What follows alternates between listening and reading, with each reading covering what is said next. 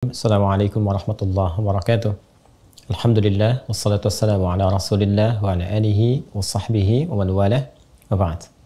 Saudara-saudariku dimanapun Anda berada, dulu sejak zaman jahiliyah, masyarakat Arab tempo dulu berusaha untuk membentuk kelompok-kelompok kecil yang menyebar ke seantero tempat di wilayah padang pasir untuk mencari sumber air dan menyiapkan tempat-tempat tertentu, penampungan-penampungan air sebagai persiapan menuju bulan ke-9 yang begitu terik, begitu panas membakar sehingga berpotensi menjadikan sumur-sumur air menjadi kering dan aktivitas juga menjadi terbatas. Bulan ke-9 itulah saat panas, terik, memancar disebut dengan Ramadan. Masyarakat menyebut dengan Ramadan dari kata Ramadha yang berarti terik, panas, membakar. Jika kita ingin jadikan bentuknya superlatif, lebih meningkat lagi, lebih membakar lagi, maka tambahkan alif dan nun di ujungnya. Maka masyarakat menyebutnya dengan Ramadan, bulan masa waktu yang sangat terik, membakar, yang sangat panas, membakar. Karena itulah kemudian sebulan sebelumnya mereka kemudian membagi tugas berkelompok-kelompok. Pengelompokan untuk menyebar disebut dengan tasya'ub namanya. Keadaannya disebut dengan Sya'ban.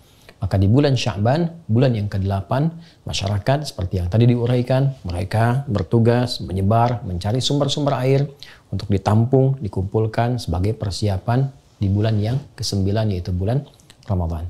Di masa Islam, nama-nama bulan ini dipertahankan dalam perjalanan di tahun Hijriah. Dari mulai Al-Muharram sampai dengan bulan Dzulhijjah, bulan pertama sampai dengan bulan yang ke-12.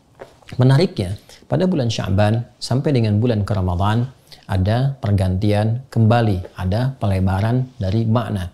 Yang dulu maknanya lebih kepada menunjukkan suasana, iklim, cuaca yang panas membakar, yang terik luar biasa. Maka secara metafor makna itu dibawa dalam nilai-nilai syariat, dalam nilai pendidikan spiritual. Orang-orang yang saat Ramadan mau meningkatkan amalnya, membangun ketaatan, meninggalkan maksiat, bertobat dia kepada Allah, maka Ramadan akan memberikan panas, terik, membakar dosa-dosanya, menggugurkan kesalahan-kesalahannya, mendekatkan diri kepada Allah Subhanahu wa Ta'ala dengan taqarrub yang sangat indah sehingga berpeluang diterima amal, diberikan kemuliaan, dan mungkin juga bisa berpotensi wafat dalam keadaan husnul khatimah dan kembali menjadi hamba yang saleh. Untuk itu perlu persiapan. Tidak semua orang yang sampai ke Ramadan boleh jadi mendapatkan peningkatan takwa, dapat manfaat dari taubatnya, bisa terdorong untuk meningkatkan ketaatan. Belum tentu kalau dia tidak sungguh-sungguh, kalau dia tidak serius.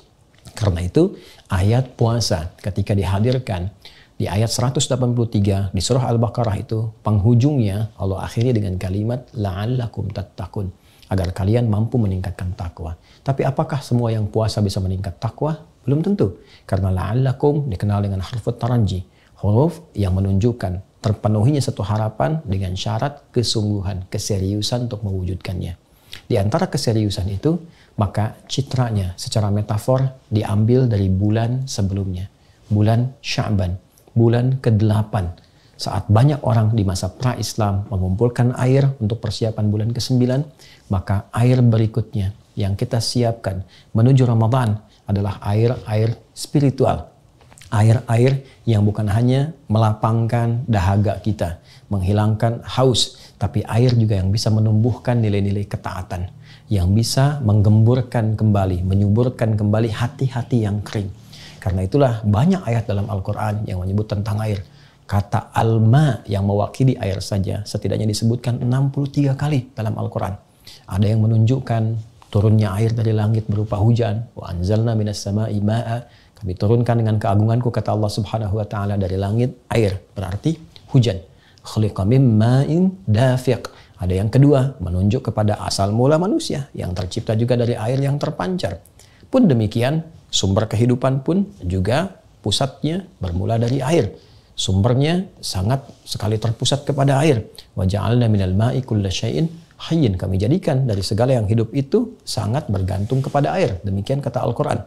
Karena itulah kemudian ada juga metafor-metafor yang mengkiaskan, menganalogikan turunnya air dari langit yang bermanfaat, menggemburkan, menyemburkan tanah-tanah yang kering, hadir tanaman, hadir bebuahan, bisa dikonsumsi. Pun demikian, wahyu seperti air yang turun dari langit.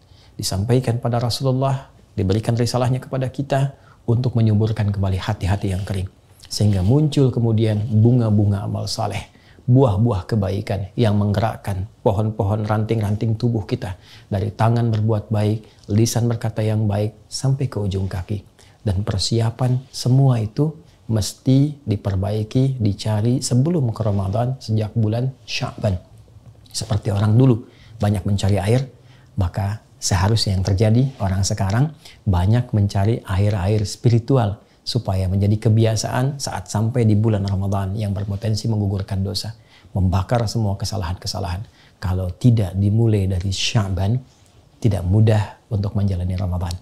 Karena itu, mari manfaatkan bulan Sya'ban ini, dan telah masuk kita di awalnya, untuk mengumpulkan banyak air spiritual, berlatih ibadah, meningkatkan ketaatan, sehingga nanti mampu terbiasa saat masuk bulan Ramadan. Cara yang terbaik, seperti pernah diajarkan Nabi, tersambung riwayatnya kepada Sayyidah Aisyah radhiyallahu taala anha, kepada Ummu Salamah radhiyallahu taala anha, dan sahabat-sahabat Nabi yang lain.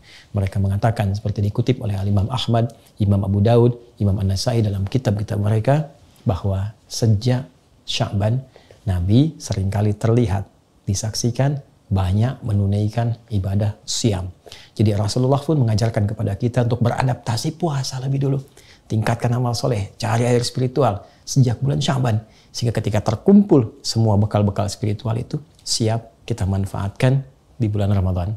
Siap digunakan untuk bulan Ramadan. Nabi SAW bahkan pernah disebutkan menunaikan puasa di Sya'ban seutuhnya, sepenuhnya, full.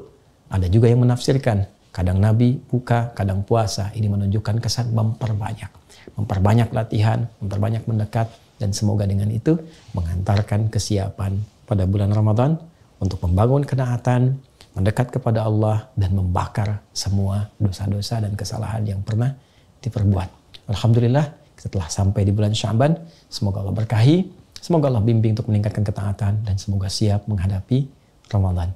Adi Hidayat, Assalamualaikum warahmatullahi wabarakatuh.